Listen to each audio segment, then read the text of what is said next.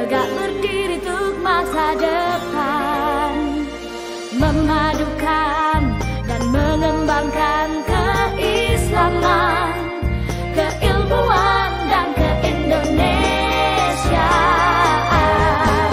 Serukan UIN, Sunan Kalijaga, unggul dan terkemuka.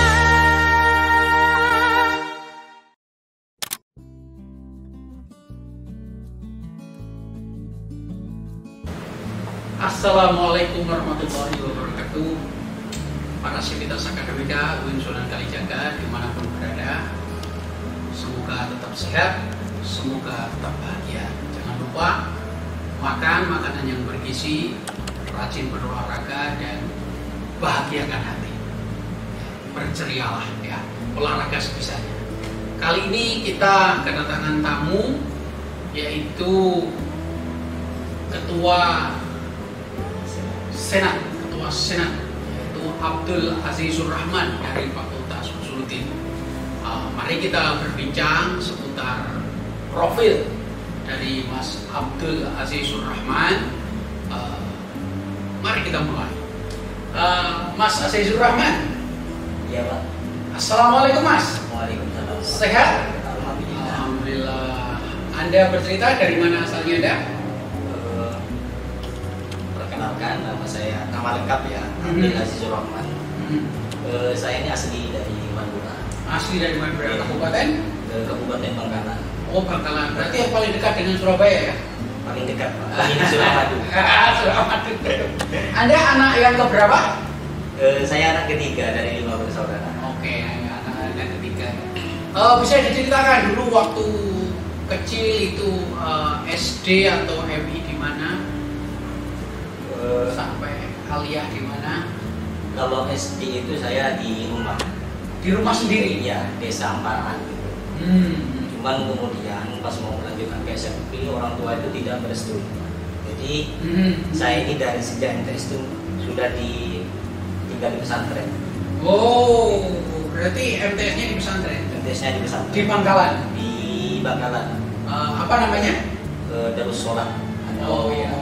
Jadi awalnya itu begini. Kalau saudara saya itu, saudara sulung itu ada di Pondok Modern Alamin. Oh, Perenduan. Perenduan. Ya, saya tahu Perenduan. Ya, kalau yang cewek biasanya ke Salafiyah Bangil. Oh, di Pasuruan gitu ya. Pasuruan. Nah, waktu itu saya kan pengennya sekolah SMP itu kan. Cuma kemudian karena gak direstui, kemudian mau ditaruh di Alamin juga. Oh, gitu, di Perenduan. Di Perenduan. Cuman aku ngeliat dulu itu terlalu ketat gitu, jadi aku merasa tidak cocok gitu. Jadi saya minta pesantren yang di samping rumah saya, yang kebetulan aku kalau perlu bisa pulang gitu. Nah kemudian kelas MTS kelas 2 itu saya punya keinginan untuk di modern, di Gontor gitu kan. Oh, di Gontor Ponorogo. Ya itu sudah direstui karena orang tua saya itu kan kalau pengen mondok kemanapun pasti dibiayai. Oke. Nah, cuman kemudian ya karena setelah saya mau lulus, orang tua saya yang laki-laki itu meninggal. Akhirnya pas mau pindah ibu tidak merestui karena cuma ibu. Jadi kan kalau ibu kan jarang jenguk biasanya. Ya akhirnya lanjut di pesantren itu. Ya sampai hari ini saya kuliah di UIN juga. Oke. Orang tua di rumah sebagai apa, Mas? Kalau ibu itu cuma punya toko kecil-kecilan. Oke. Bapak? Kalau bapak dulu kerja di Surabaya. Jadi 2 bulan kerja di Surabaya, 2 bulan di rumah. Berarti sebagai anggota keluarga di rumah sampai yang pertama di Jogja ya? Oh iya, saya dulu itu kakak saya udah keterima di UGM. Oke. Terus sudah diambil? Cuman kemudian karena masih mondok 4 tahun, nah, sama bapak itu disuruh lanjut di pesantren aja dulu. S2-nya baru di UGM. Oh gitu. Sudah selesai belum sekarang S2-nya? Cuman ya karena kakak sulung ya, bapak meninggal, jadinya kan jadi tulang punggung itu. Jadinya cuma selesai 1. Oke. Waktu masih kecil, Mas, Anda punya cita-cita apa? Waktu masih kecil? Kalau kita dari kecil itu sebenarnya saya cukup di pesantren, habis itu ya pulang. Ya Jadi kiai? Tidak sih Pak. Kalau jadi kiai enggak, cuman biasa aja sih. Kerja sebagaimana mestinya, cuman kan ide itu selalu berubah ketika kita tuh menemukan hal-hal yang baru. Jadi sejak saya di pesantren itu saya mulai membaca buku. Jadi kemudian saya ternyata merasa masih bodoh gitu Pak. Jadi lanjut sampai ke sekarang ini. Bahkan sampai sekarang pun masih menginginkan untuk lanjut S2. Wah mantap itu yang saya tunggu ya. Jadi Mas, buku apa yang paling diingat yang pernah dibaca, yang paling berkesan? Buku apa saja, novel boleh, ini boleh gitu. Jadi kalau di pesantren dulu aku hobinya itu baca novel. Novel apa? Novelnya Habibur Rahman. Oh, Habibur Rahman Ya. itu Solo itu ya. Jadi Yang judulnya yang mana? ada apa itu namanya? Bumi Cinta gitu. Oh, Itu yang oke. paling berkesan. Jadi Gimana itu? termasuk pengen kuliah itu melihat cerita-cerita kampus di dalam novel itu sehingga tertarik untuk kuliah gitu. Cuman pada saat udah masuk kampus ternyata pikiran berubah lagi. Oh, berubah lagi Aku ya? pertama kali nyampe Jogja itu langsung ikut sekolah filsafat Islam. Itu di Rawson Fikar gitu. Oh, di Jalan Kaliurang Iya, betul. dengan Pak Safwan. Pak Sofwan. Sejak itu Tahu kan kalau istrinya Pak Safwan dosen sini? oh iya Pak. Dosen dakwah kalau Gak ada dakwah Bu Handayani. Iya. Jadi sejak itu saya mulai tertarik tentang kuliah baca filsafat, kemudian saya jurusan juga studi agama-agama. Jadi sangat membantu dalam membuka pikiran-pikiran untuk berakulturasi dengan pelajaran-pelajaran tentang studi agama-agama. Oke. Tadi novel tadi Habibur Rahman ya. Iya. Ada novel lain yang berkesan. Aku fokusnya ke sana. Cuman pernah kalau baca lainnya itu Taufikur Rahman ya. Oke, yang mana itu judulnya? Udah lupa saya. Saya udah berapa ya? Kelas 2 SMA itu pas hobi-hobinya baca novel. Kalau tokoh Mas, kalau tokoh baik nasional atau dunia siapa yang paling digemari? Untuk sementara ini yang paling saya gemar itu ya Prof. Amin Abdullah. Oh, Prof. Amin Abdullah. Anda baca bukunya yang mana? Islam normatif gitu. Oke. Apa yang Anda tangkap di situ? Jadi memang dalam pelajarannya Pak Amin itu kita diperkenalkan bagaimana untuk menjadi Islam yang inklusif. Artinya membaca Islam itu tidak hanya stagnan kita membaca teks lalu diartikan, tapi lebih bagaimana kita lebih memahami bagaimana kondisi sosial waktu turun ayat itu turun dan bahasa yang lumrahnya kontekstual. Oke. Selain dari bukunya Pak Amin yang Anda sukai, bukunya siapa lagi? Iqbal? Saya tuh yang suka itu ada lagi. Apa ya? Tapi aku yang ini bacanya Duna. Itu Itu pertama kali diperkenalkan oleh Prof. Sa'adun. Oke. Pemikirannya Abdul Karim Soros. Oke, wah itu sangat tinggi itu Mas. Gimana menurut Anda? Jadi memang kalau berbicara mengenai Abdul Karim Soros yang saya pahami itu lebih membedakan antara di mana letak agama, di mana keagamaan. Diperjelas lagi kontekstualnya. Jadi salah satu yang paling saya ingat, bedakan antara kebenaran mutlak itu dengan kebenaran yang relatif. Jadi kalau agama itu kebenarannya memang mutlak, tetapi kalau sudah dibawa dalam ranah pemahaman seseorang maka itu kebenarannya kontekstual. Nanti kalau ngambil S2 kira-kira mau di mana Mas? Kayaknya sih lanjut ke luar negeri. Oh ya harus dong. Sekarang tuntutnya berapa? Masih belum pernah tes sih Pak. Pernah tes. Sejak saya semester 5 itu saya kalau liburan itu pulangnya ke Pare. Oh, ke Kediri. Ya. Berarti Anda sudah lancar ya conversation? Saya jadi lebih fokus ke grammar Pak. Soalnya aku rasa itu kalau bicara kayak canggung terus itu. Anda kan studi agama-agama. Anda sudah belajar agama apa saja? fokusnya 6 agama yang ada di Yogyakarta. Yang Oh, ada di yang Indonesia. apa saja? Anda sudah belajar agama? Agama Konghucu, Konghucu, Buddha, Buddha. Islam apalagi gitu kan. Hmm. Terus Kristen, Katolik, Hmm. Hindu.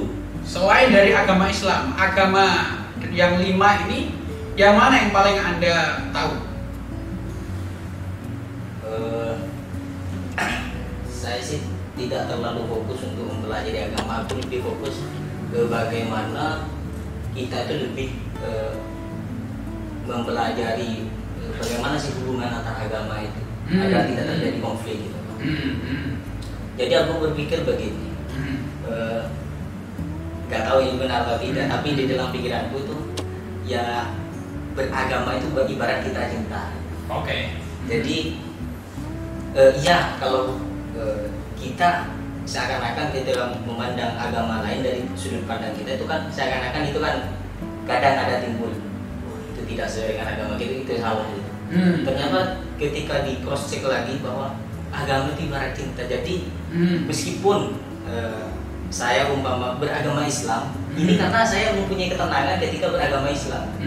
Nah, ketika ditarik lagi pada pemikiran orang, ternyata ya orang beragama Katolik berarti itu karena merasa damai ketika beragama Katolik gitu.